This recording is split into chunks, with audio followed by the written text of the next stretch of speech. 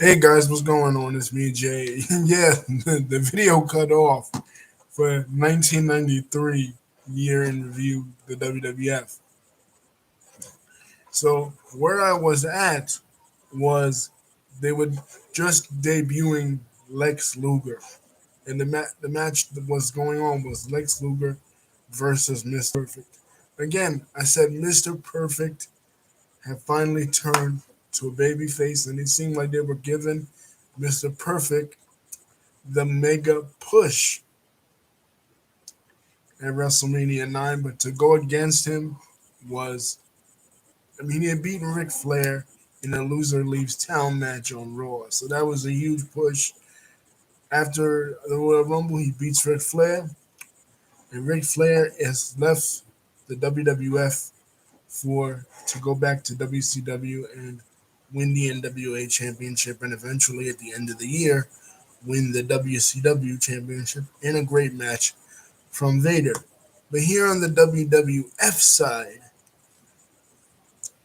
you have Mr. Perfect still there. They're giving Mr. Perfect the mega push and going against Bobby Heenan's new protege of Lex Luger.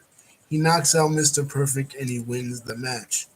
He also, at the press conference for WrestleMania 9, knocked out the champion, Bret the Hitman Hart. And it leads you to think that maybe there will be a program at another pay per view, maybe next year, the following year, between Lex Luger and Bret Hart. That doesn't happen really. As we will see as time progresses, Lex Luger's career as the narcissist takes a different turn. So the Undertaker's match happens. It's number 3 in the streak. The Giant Gonzalez. It's a really weird match. Um, the Doink versus Crush match happens. The Tonka versus Shawn Michaels match happens, and the Shred Drinkers versus the Steiner brothers happen. Another match that happens that is a tag team match is versus Hulk Hogan and Brutus Beefcake versus Money Incorporated. Now, like I said before in the previous video, 1993 is a really weird year because we don't start off with Hulk Hogan. Hulk Hogan is nowhere to be found in the beginning of 1993, and is nowhere to be found in the end of 1992. In fact, he's not involved with SummerSlam and he's not involved with Survivor Series. He left the company at WrestleMania 8 that he was proclaimed to be his retirement match against Sid. He's gone from the company. Also, he is facing a firestorm of controversy for having lied about steroid use on the Arsenio Hall show. And as he comes back to save his brother Brutai. Yeah, this was the storyline that they were doing. Money Incorporated had brutalized Brutus Beefcake's face with the briefcase. And Jimmy Hart, in a change of conscience, Jimmy Hart then covers Brutus Beefcake's body, and Jimmy Hart turns on Money Inc. and becomes a babyface. And the next week on Raw,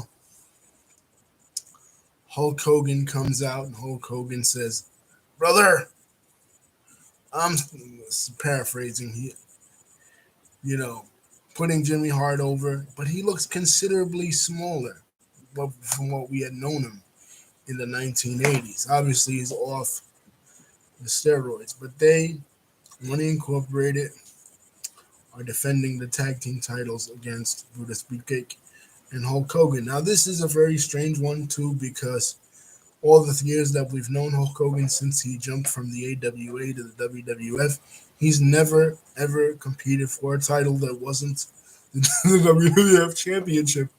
But he's been a partner and a friend and a brother, if you will, to Brutus Beefcake throughout Brutus Beefcake's wrestling career, even when they worked together in Memphis.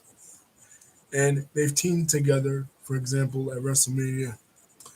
SummerSlam 1989 against Zeus and Randy Savage. So maybe they will win the WWF Championship.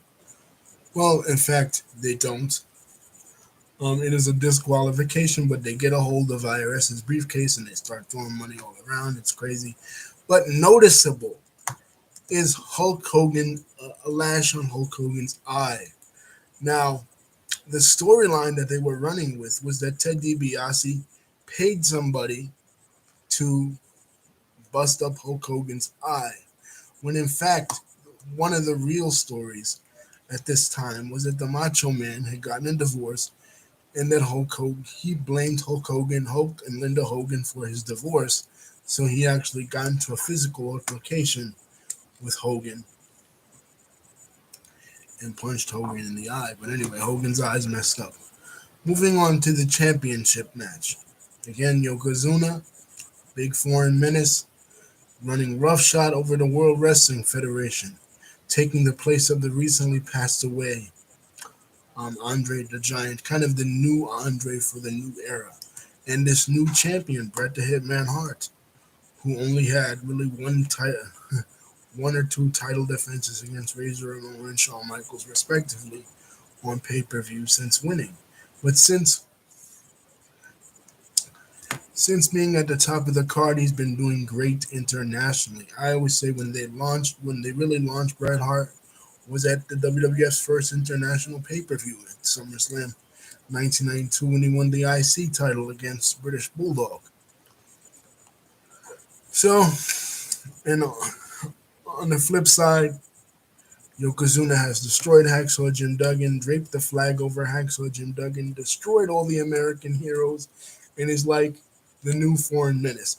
Why are we still fighting Japan in 1993 when World War II was long since over? I don't know. But he's managed by Mr. Fuji,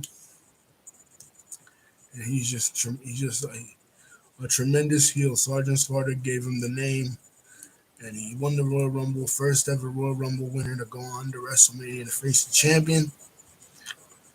1993, tremendous changes. Well, him and Bret Hart have a hell of a match. Bret Hart even has him in the sharpshooter. Bret Hart has the sharpshooter cinched in. Then all of a sudden, Mr. Fuji coming out with the old school wrestling gimmick with the salt, throws the salt in Bret Hart's eye. Yokozuna pins him for the 1-2-3, and Yokozuna wins. Now, Yokozuna then said, Mr. Fuji then gets on the mic and says, "My Yokozuna, he issue a challenge to anybody in the locker room that is willing to take him on for the WWF Championship." Hulk Hogan comes out. He's checking on Bret Hart. That's Bret Hart's eye. And then the fans are listening to what Mr. Fuji's saying, and they want Hogan to go in. And you can hear Jim Ross on commentary. The Bret Hart is saying, "Go for it, big man, go for it." Hogan goes in. He punches Mr. Fuji, gets kicked in the stomach. Fuji's holding him. Fuji then tries the salt in the eye gimmick. Yokozuna is blinded. He clotheslines Yokozuna, and then he pins Yokozuna for the 1-2-3. There, as Randy Savage said in the beginning of the broadcast, there is no roof on Caesar's palace, but if there was one, they'd be hanging from it, brother.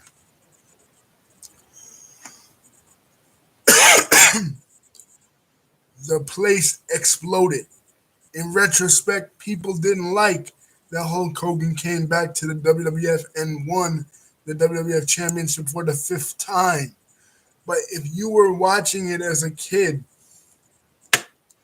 as I was at 8 years old, and he came back and he defeated Yokozuna. Remember, it was rare for Yokozuna to even go off his feet, let alone be beaten. Granted, fans were sick of Hogan, but that initial win when he pinned Yokozuna and he was announced as the champion, and you could hear Howard Finkel or Finkus Maximus at this point in time say, "A new WWF champion, Hulk Hogan," and then you could hear Bobby Heenan in the background say that the title had changed hands twice. The place went crazy. It was just like when Seth Rollins came in and cashed his Money in the Bank on Roman Reigns and Brock Lesnar at WrestleMania 31 years and years later in 2015. The title changed hands twice. And the thing about this was that the WWF wanted to shock the people that didn't watch the pay-per-view. They knew Bret Hart was going in as the champion, Yokozuna was going in as the challenger. So they would watch Monday Night Raw, they would watch Wrestling Challenge, or they would watch Superstars, and they would say to themselves, well, how the hell is Hulk Hogan the champion and Hulk Hogan wasn't even in the match? But he is the champion. He's the champion for the 5th time. Again, a lot of the smart Mark fans were very upset at that time. They were like, man, fuck, Hulk Hogan is always involved. Kind of like they were. I would compare it to the time about a year, well, now going on 2 years, when they were in Saudi Arabia and Goldberg beat The Fiend. And it was like, and even I got on here and I was like, well, why the hell is Goldberg, a guy from back in the day, the champion? That's how the smart marks were feeling at this time. Like they were already sick of Hogan by Royal Rumble 92. They were cheering when he was eliminated by Sid. A year later, they're even more sick of him. But me as a kid at the time, 7 years old, still liked kind of Hulk Hogan. You know what I mean? Still was a Hulkamaniac. Still cheered when he defeated Yokozuna, even though I would gain the respect of Yokozuna after this next pay-per-view, and that was the first King of the Ring coming from Ohio, June of 1993. Now is the rematch. Yokozuna goes for the rematch against Hulk Hogan. And the second story of the pay-per-view is that Bret Hart has to climb the ladder of success again in order to get back to where he was. The storyline was supposed to be that Bret Hart climbs the ladder of success again, wins the King of the Ring, defeats Mr. Perfect in a great rematch from their 1991 classic. Now they're both baby faces. Defeats Razor Ramon, the guy he beat at the Royal Rumble earlier in the year, and defeats Bam Bam Bigelow, now with Luna in his corner as his main squeeze. Again, Luna debuted in the Shawn Michaels match, but then they decided to put her with the Beast from the East, Bam Bam Bigelow. And he was supposed to then take on Hulk Hogan at SummerSlam. That change is scrapped. Yokozuna destroys Hulkamania. There was a guy, a Japanese photographer, a Japanese wrestling photographer. It was Harvey Whippleman, but he was dressed as a Japanese wrestling photographer. We took a picture of Hulk Hogan. The flash went off. Yokozuna then bellied Hogan, gave him the leg drop and pinned him for the 1-2-3. And Bobby Heenan declared that Hulkamania is dead. And like I said, Bret the Hitman Hart does win the King of the Ring. Three tremendous matches on the King of the Ring show. 3 different type of matches on the King of the Ring show. Bret wins. The best one was the last one against Bam Bam Bigelow that he won with a roll-up. So as he's celebrating, who comes out but Jerry the King Lawler? I said in the previous video that Jerry the King Lawler is now working with the WWF after suing them in the 1980s for gimmick infringement. Remember, they were getting all the territory wrestlers and bringing them in the 80s, but they couldn't get Jerry the King Lawler, so they made Harley Race the king of the WWF. And that was the lineage of the King of the Ring. From Harley Race, Haku won it. From Haku, Hacksaw Jim Duggan won it. From Hacksaw Jim Duggan, Macho Man won it. And so on and so forth. But now Jerry the King Lawler and his promotion with Jerry Jarrett, USWA, Memphis territory, is now working with the WWF. So he shows up at the coronation of Bret the Hitman Hart. And Bret the Hitman Hart originates the diss of all disses to Jerry the King Lawler among WWF fans. And that was that Jerry the King Lawler was the Burger King. Burger King. Burger King. And Jerry the King Lawler beats him up, setting up their their SummerSlam match. Now, what did I think of this? At the time as a kid, and I said this a lot in a lot of videos that I review, wrestlers who maybe gain prominence or fame outside of the WWF. Said it about Dusty Rhodes, said it about Kerry Von Erich, said it about even the LOD. I didn't know anything about Memphis. The angle with Andy Kaufman that they did in 1981 on David Letterman's show, that was way before my time. I wasn't even born then. So never knew that he was the AWA champion. Never saw the match with Kurt Hennig when he won the AWA championship in 1988. Didn't really know anything about Jerry the King Lawler. So me as a kid was like, who the hell is this jabroni? This nobody that's attacking Bret the Hitman Hart, who was just the champion, is now the first official King of the Ring on pay-per-view. Well, so it was kind of underwhelming. I ain't gonna front. It was something big in Memphis because apparently they did this thing in Memphis where Owen Hart, Bret Hart, Randy Savage, and a heel Vince McMahon go down to Memphis and do a kind of invasion angle where they flipped it, and Jerry the King Lawler was the babyface in Memphis, and the WWF wrestlers were the heels. But again, I didn't know that. I didn't watch Memphis. I didn't have access to Memphis TV. I'm in New York. To me, I'm in WWF territory. That's the only thing I know of. I know a little bit about WCW. I started watching them in 93. But these local territories like Memphis and Smoky Mountain, didn't know anything about them. Smoky Mountain would become something down the line later in July when Jim Cornette would debut on Raw. So now with Raw, they still have a lot of the shows in the Manhattan Center in New York, but now they are touring to other parts of the country trying to rake in revenue. Other matches in the King of the Ring that are kind of noteworthy were the Smoking Guns and Tatanka versus the Head Shrinkers and Bam Bam Bigelow. Again, they're pushing the Head Shrinkers. They're pushing the Smoking Guns that will become big-time staple names in the new generation era. Another guy they're pushing is Adam Bomb, who was managed by Johnny Polo, the former Scotty Flamingo in WCW, who would later go on to become Raven in ECW.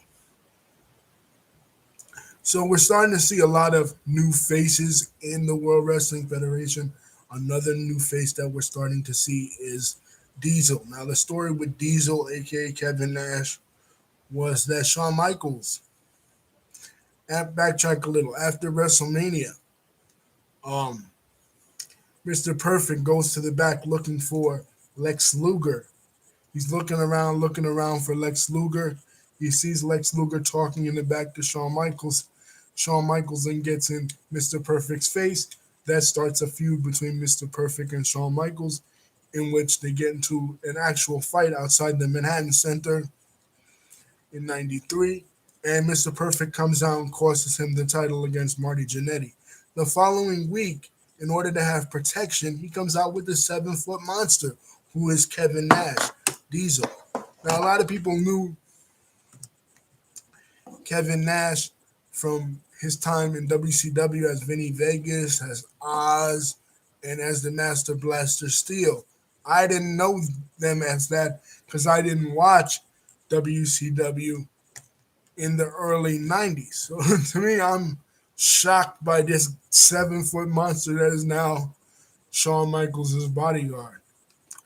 So he's Shawn Michaels' bodyguard at King of the Ring as Shawn Michaels takes on Crush and defends the Intercontinental Championship against Crush. Okay, moving on to July, we start to see vignettes for this faction that is coming in from the Memphis area, man on a mission. It's Mabel, Mo, and Oscar. Now, Oscar wasn't with them in Memphis. He was some guy who started rapping. He was at WrestleMania 9. He was in the audience. He started rapping to Vince McMahon, literally rapping, spitting raps, spitting bars, if you will, to Vince McMahon and to Bruce Pritchard in the elevator at WrestleMania 9. And they put him on as the manager, and he had one of the lamest rap intros for Man on a Mission. We start to see their vignettes. They would appear in August, and Mabel, of course, would go on to be very successful and a future King of the Ring 2 years later. So they become a staple of the new generation era. They had mohawks, they were blonde. Mabel was tremendously big, Mo was big. They were huge, huge big motherfuckers. And in a time when they're transitioning again, there is no more LOD. Soon Money Inc. would break up after they would lose the tag team titles to the Steiner brothers.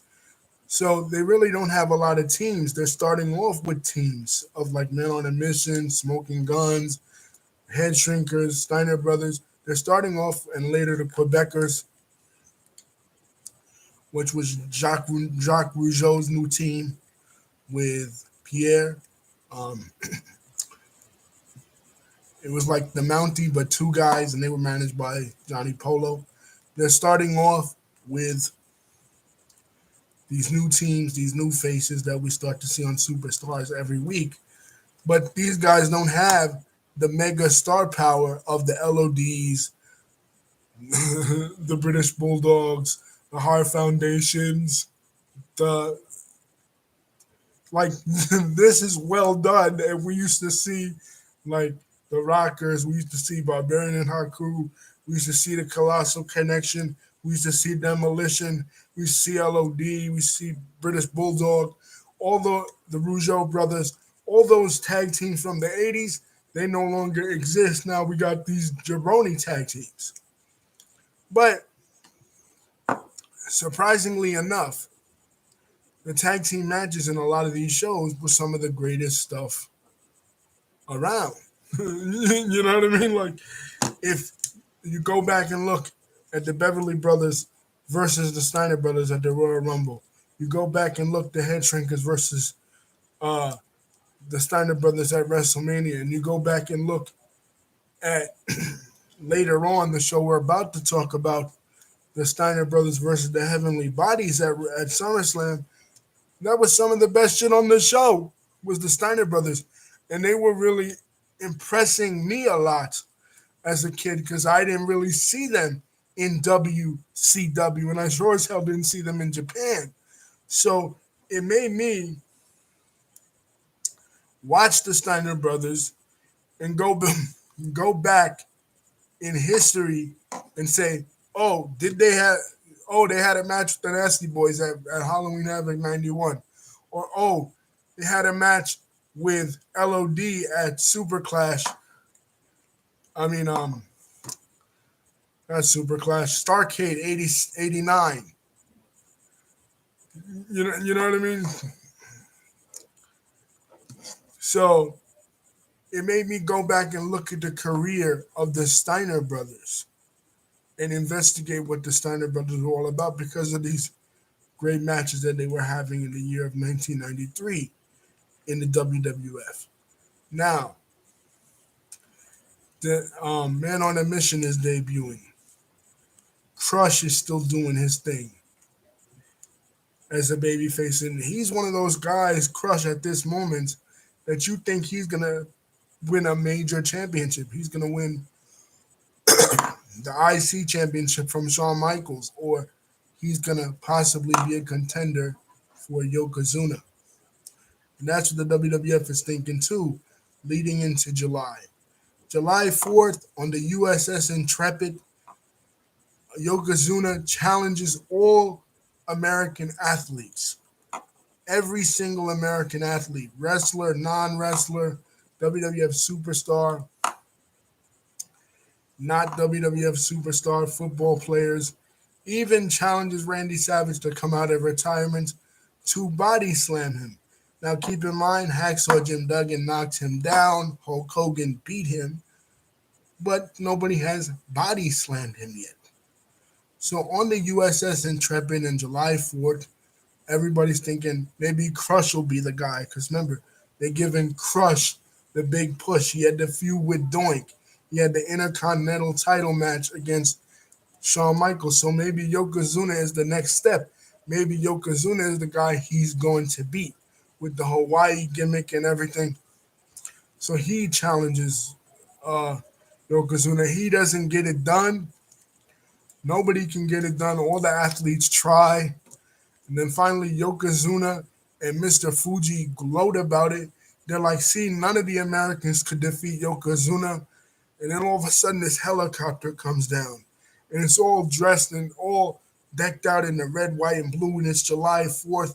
And it's on the USS Intrepid. And everybody's like, Hogan, Hogan. Because they think it's Hulk Hogan. But it's not. It's Lex Luger as a babyface. All of a sudden, Lex Luger, who is this mega heel, knocking everybody out, knocking out Mr. Perfect, knocking out Bret Hart, knocking out all these other baby faces. He comes out of nowhere, and he's himself a baby face, made in the USA. Lex Luger. Bobby Heenan tries to stop him as he's going down the ramp because again Heenan was the guy who brought him in. Heenan was his connect in the WWF. He pushes Heenan out of the way. He goes to slam Yokozuna. He slams Yokozuna. Heenan on commentary screaming, it's a hip lock, it's a hip lock.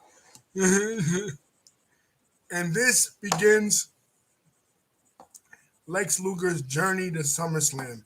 They pull out all the stops for Luger.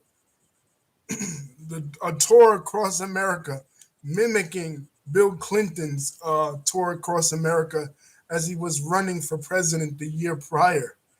That's where Vince got it from.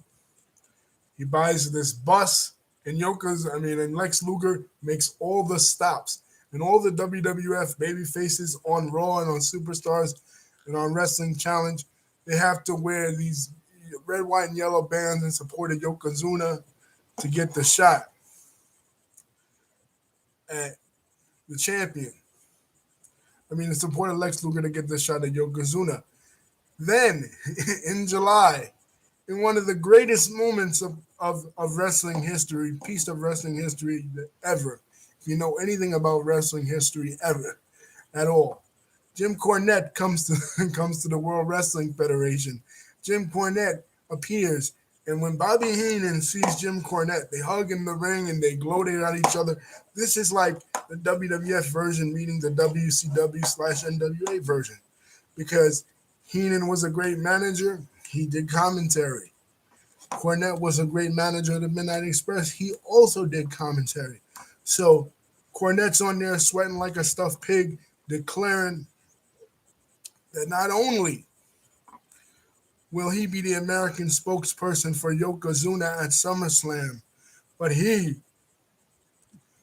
is bringing the Heavenly Bodies, the Smoky Mountain Wrestling Tag Team Champions, to SummerSlam to take on the Steiner brothers. So he'll be managing two teams. He'll be managing two entities. He'll be managing Heavenly Bodies, and Yokozuna will be his American spokesperson. So Yoko now has two managers. Again, they're hyping it up. They're hyping it up for SummerSlam. We all think that Lex Luger is going to win. They have this video package, I'll Be Your Hero, a song that was Sounded like it was sung by Michael Bolton. I don't know who was sung by, but it was real schmaltzy and really emotional. And it's like, okay, yeah, Lex Luger is the guy. Lex Luger is the next Hulk Hogan. Lex Luger is going to win the WWF Championship at SummerSlam. Come SummerSlam, he doesn't win. He wins the match, but he doesn't win the title. He knocks Yokozuna out with the forearm. Yokozuna comes rolling in, and then they start throwing confetti. They start throwing balloons. American music starts playing, and then Vince McMahon on commentary, Lex Luger has won the WWF Championship.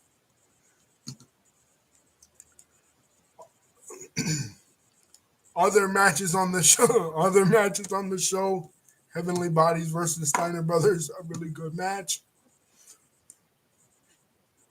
The Bret Hart blow off with Jerry the King Lawler. Jerry the King Lawler comes in on crutches saying that he, after insulting the Hart family, after berating the Hart family, after making fun of the Hart family, comes in and says he cannot wrestle the match. He was in a car accident, and he puts up his court jester, Doink, to wrestle it. And basically the match is Doink, Matt Bourne against Bret Hart, and then Lawler comes in later. This match was all right. It wasn't, again, the main focus of the pay-per-view. Another match I wanted to mention, noteworthy match I wanted to mention on the show, two of them, is the debut of the 1-2-3 Kid against IRS, and the match where Razor Ramon turned a babyface. Razor Ramon started off as a heel, one of the baddest heels ever, clotheslining Owen Hart on Superstars, being a heel based off the Tony Montana character in Scarface, with those cool vignettes and stuff, teaming with Ric Flair. But now, people are starting to like him. People are starting to want him to be a babyface. So they come up with this plan where he wrestles this jobber, this nobody, Sean Waltman, who was the Lightning Kid. He had gotten beaten up by Mr. Hughes. He got beaten up by Doink the Clown. He got beaten up all these weeks on Raw. And then finally he defeats Razor Ramon in an upset. And it was so great that some of the wrestlers in the back thought that Scott Hall, Razor Ramon, really failed a piss test and that they were putting him on punishment and he lost for real. And some of the other wrestlers like Rey Mysterio, later on when Scott Hall went back to WCW, thought that maybe he got knocked out legitimately and he couldn't make the 3 count. No, that wasn't the case. It was a work. So here's what happens. Then the other heels come out and they all start making fun of Razor Ramon. Start telling him, oh, he's a loser because not only he failed to beat the 1-2-3 Kid twice, because then he put his money up and the Kid just slid out with it. So instead of the Lightning Kid, which was what he came in as from Global Wrestling Federation based out of Houston, he comes in as the Macho Man gives him the name, the 1-2-3 Kid, because he's beating all these people in upsets. And that's Sean Waltman, later X-Pac, Six, whatever. That was the birth of him in 1993 in an episode of Raw when he beat Scott Hall. Later on screen and in real life, him and Scott Hall would become great friends, and that was the beginning of a beautiful friendship/partnership in the World Wrestling Federation. And this was his first pay-per-view. This was the first pay-per-view he wrestled against IRS, and Razor Ramon wrestled against Ted DiBiase, because after a while, Razor Ramon was like, yeah, we're both heels and stuff, but I can't take, Money Incorporated making fun of me, mocking me and stuff. So $1 Million Man in true $1 Million Man fashion offers Razor Ramon a job as a domestic. And now I'm a kid. I don't really understand racism. I don't really understand, discrimination and stuff like that and why this is wrong, or even the history of the $1 Million Man character, really on a deep depth level like what he had done to Virgil. We knew what it was wrong what he had done to Virgil, but not the racial implications of what he done to Virgil, right? You know what I mean? So I'm not really getting why offering Razor Razor Ramon a job as a domestic, an Hispanic character based on a Cuban immigrant, is anything wrong with that. I just think, oh well, that's just stupid. But anyway, he offers him a job as a domestic. Razor says no, and they have the match at SummerSlam. Razor beats him. This is actually the last time ever that Ted DiBiase ever wrestled in any arena, and after this, he was gone for a while, and he would return on commentary in the Royal Rumble '94, and then later as a manager.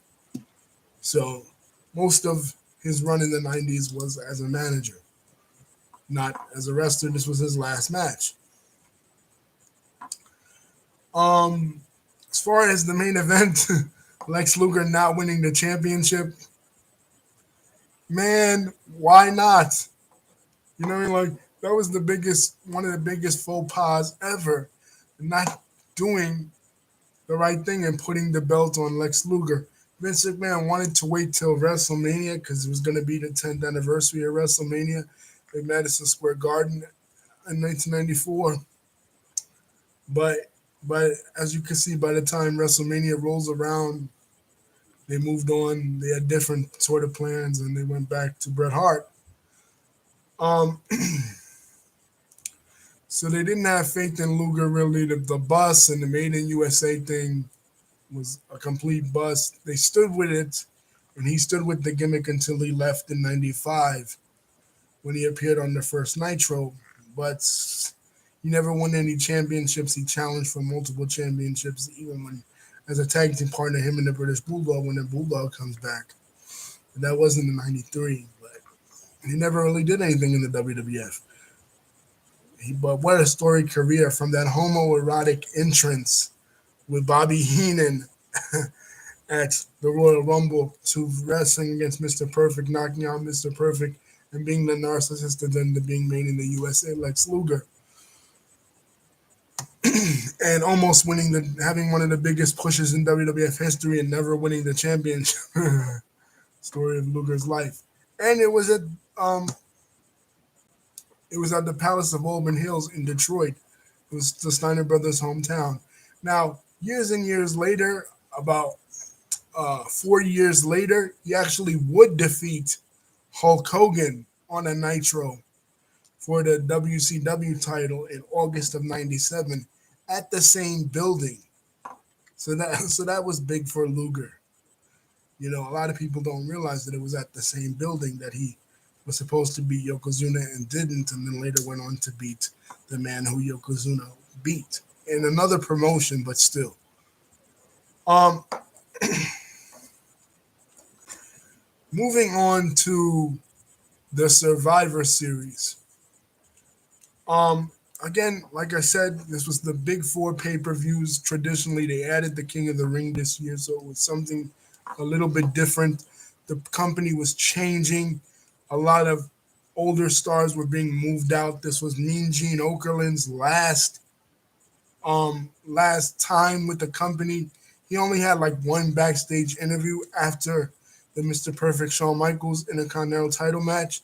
And then that was it. We wouldn't see him in the WWF again until WrestleMania 17. A huge year of transitions, 1993 for the company. When I watched it as a kid, I wanted to see Hulk Hogan come back. I wanted to see him get his revenge somehow on Yokozuna. That didn't happen. There was a Hulk Hogan lookalike in the audience that was, I thought it was really Hogan. I was telling my stepfather as we were watching this that it was Hulk Hogan. That Hulk Hogan was going to come out, but it didn't. It wasn't to be. It wasn't Hulk Hogan. Hogan wouldn't even come back to the company till like 12 years later. 9 years later, we'll come back to the company in 2002 with the NWO. But it was a year of transition still. Okay, 1993, another historic event. The last WWF pay-per-view in the Boston Garden ever. And this was a traditional Survivor Series event. But what had transpired and what had taken place in between that, particularly with Randy Macho Man Savage. As I said, they have Randy Savage. Oh, before we leave SummerSlam, I forgot a rest in peace match with the Giant Gonzalez. The Giant Gonzalez was huge in the beginning of the year, wipes out Undertaker, avenges Kamala's loss in the eyes of Harvey Whippleman, then has a horrible match at WrestleMania 9, takes out Paul Bearer. Paul Bearer returns, lays a black wreath over the Giant Gonzalez, and that's it. The Giant Gonzalez is gone from the WWF. The debut of a guy that we do see a vignette of, and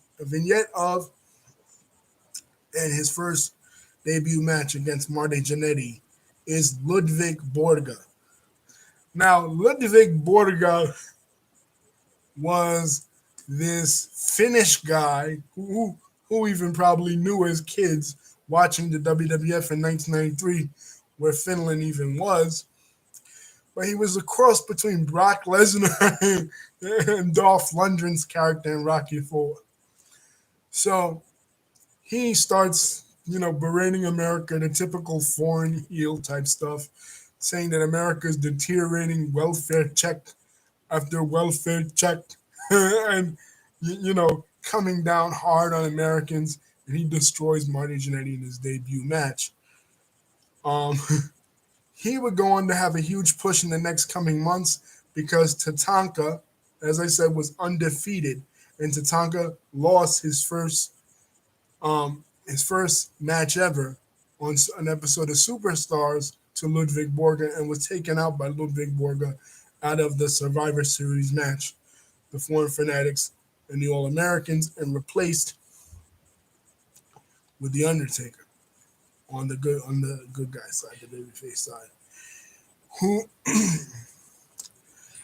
replaced Pierre, who was also taken out, was Crush. Crush, now I said, huge push coming out as Kona in the beginning of the year, having the feud with Yokozuna, with all this Doink the Clown, all this stuff.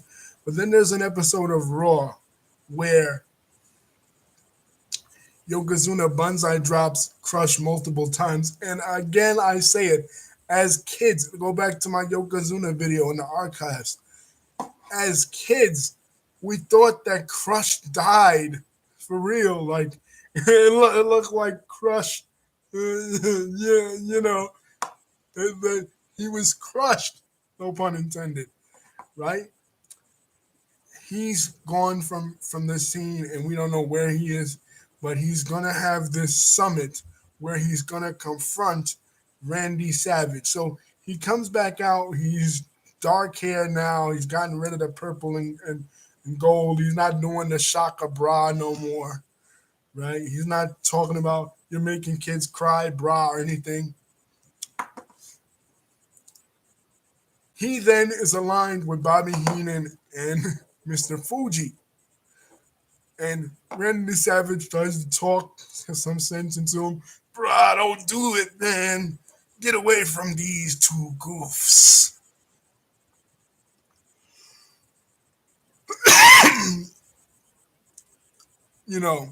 Randy Savage is talking to him. Randy Savage is trying to talk sense into him. He don't listen. He turns on Randy Savage. He drops Randy Savage on the guardrail. He brutalizes Randy Savage. Randy Savage has blood coming out of his mouth. So he is a heel. So come Survivor Series, when Pierre is eliminated from the match, he is the one to take Pierre's place. Macho Man also participates in this Survivor Series in the opening match. He's the surprise guest of Razor Ramon's team.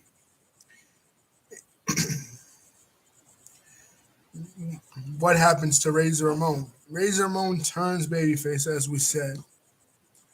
But Also, Shawn Michaels is defended. Shawn Michaels has failed to appear at certain face-to-faces, certain shows. So Shawn Michaels is stripped of the Intercontinental Championship. And they have this idea, they come up with this idea of a battle royal on Raw. And the final two survivors will go on to face each other the next week for the Intercontinental Championship. The final two survivors are Razor Ramon and Rick Martel. Jimmy Snuka returns in this Royal Rumble. This was the first time that I had seen the Jimmy Snuka footage of him jumping off the cage to Don Morocco. Remember, this Don Morocco thing happened in 1983.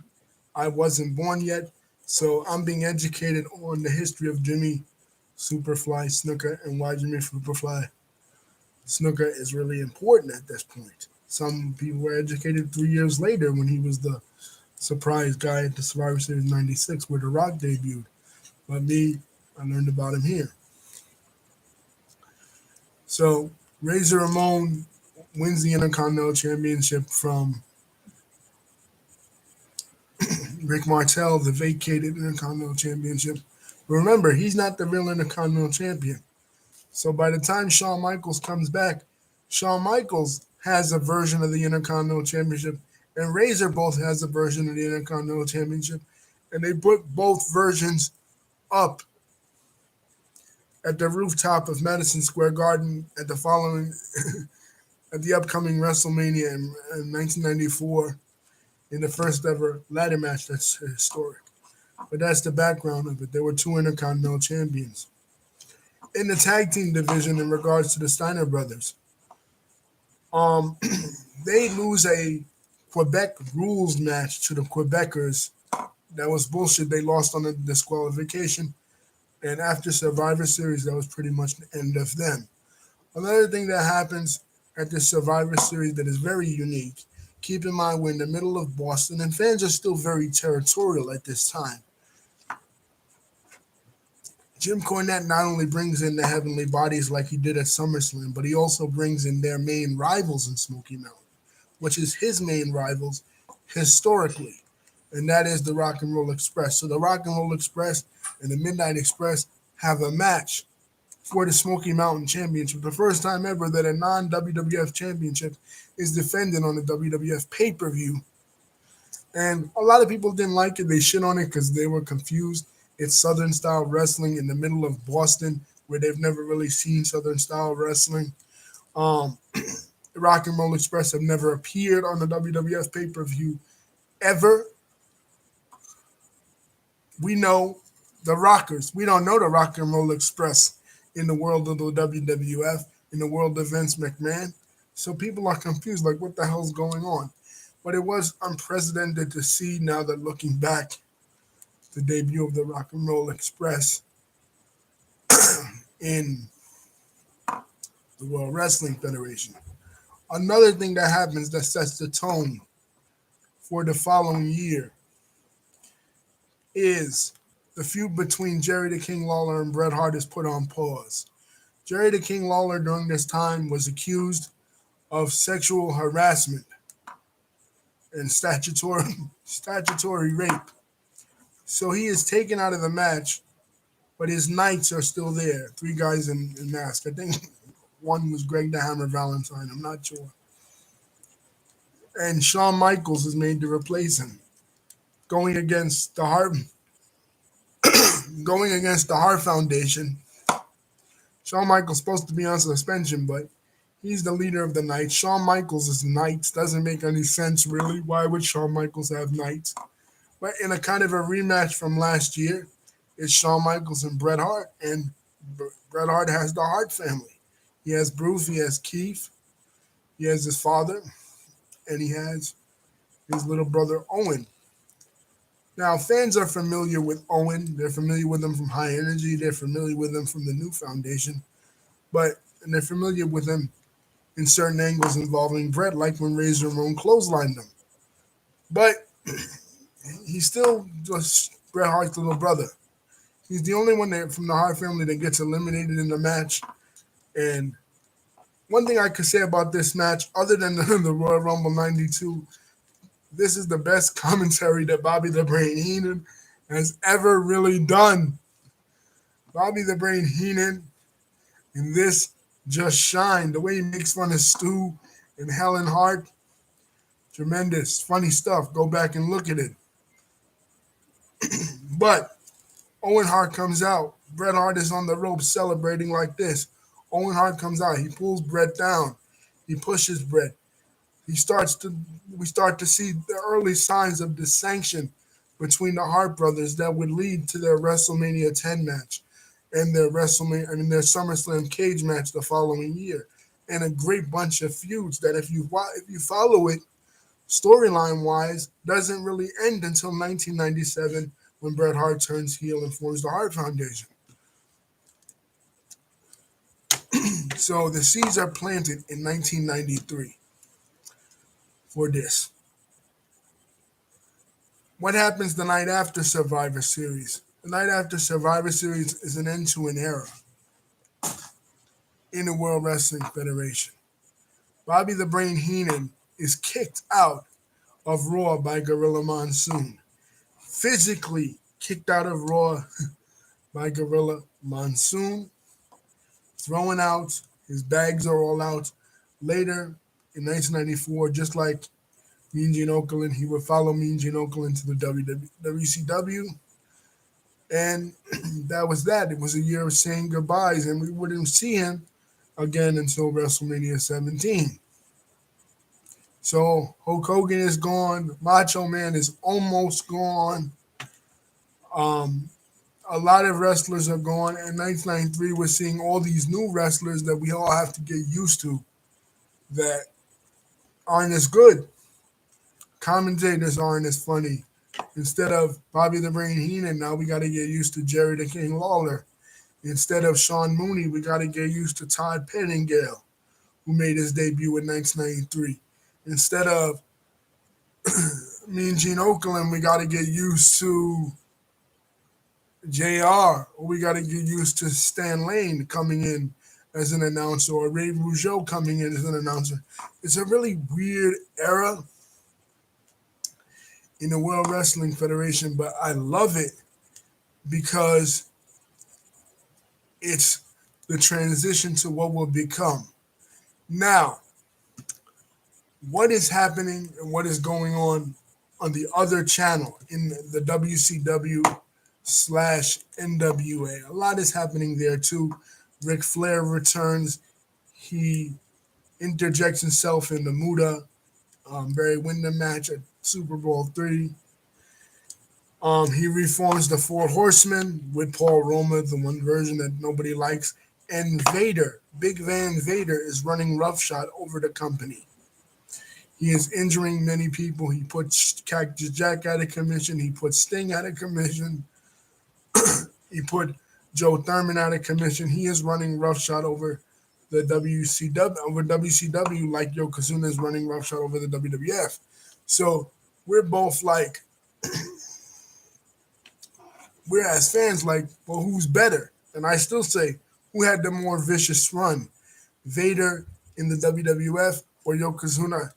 Vader in WCW or Yokozuna in WWF? I say Yokozuna in WWF only because I watched more WWF at that time than WCW. Vader had a hell of a run.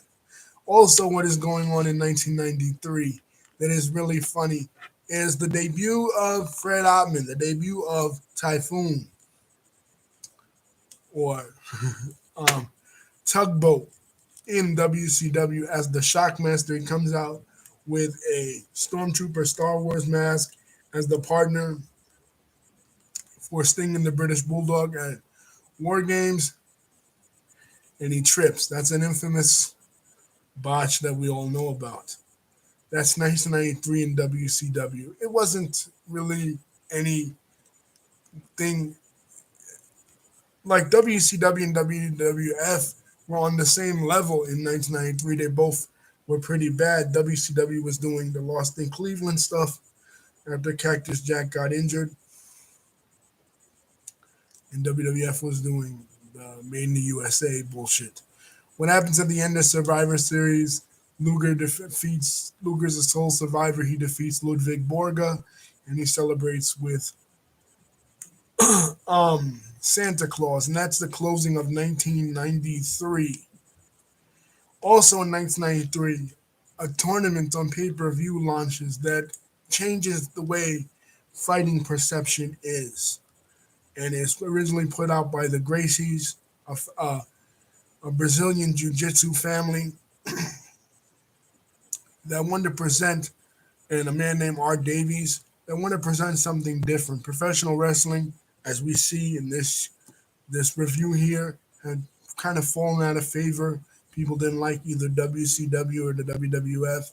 WCW was sold to Ted Turner. It was whack. WWF was also whack. So the US, 1993 featured the debut of the UFC, the first few UFC tournaments that people like uh, Ken Shamrock and Royce Gracie became stars. I mean, in the first match, the winner of UFC 1 kicks the sumo wrestler in the mouth and his tooth goes flying in the third row. It was nothing like we'd ever seen in a pay-per-view game, and it would become a phenomenon later. Such a phenomenon later in the decade, like in 97, that John McCain had to have it shut down, and then Dana White bought it, and Fertitta Brothers and stuff. But 1993 also featured that. So going into 1994, WWF is lagging behind. They're losing a lot of the people that we all grew up knowing and loving. And WCW is kind of doing the same thing, but WCW now is under new management. Eric Bischoff at the end of Starrcade 93 takes over for Bill Watts. And he has new plans for WCW. What he does with Ric Flair's retirement, how he builds the event around Ric Flair, right? Around Ric Flair winning the NWA Championship 10 years ago in 1983 from Harley Race, and now taking on Harley Race's protege, Vader. And it's so emotional, and you just want to cry when Mean Gene shows up at Ric Flair's house. It looks like Ric Flair is going to be destroyed. It was an awesome match between Ric Flair and Vader, one of the most memorable matches. It didn't take place in the WWE, but I remember it sticking out in 1993 as one of the best things that happened in 1993 in the world of professional wrestling. Eric Bischoff had a lot of dreams, and he achieved most of those dreams 3 years later. We give Vince a run for his money. So 1993 was the year that a lot of things got started, a lot of seeds got planted, a lot of people we were introduced to. And it was the year that I really got into professional wrestling. And being that it was the 30-year anniversary of the WWF itself, or the WWF, when the WWF separated from the NWA and declared Buddy Rogers as the champion, I felt like how it affected me personally and how it affected the business in general with the debut of Monday Night Raw, with the debut of the UFC, with Eric Bischoff taking over in WCW, and with the decline of the WWF, doing a kind of retrospective for the WWF and how the WWF was looking inward and cleaning house and getting rid of some of its mainstays would be something interesting. Anyway, it was just something to vent about. Don't forget to like and subscribe and hit the bell button. My next video is coming out. Love you guys.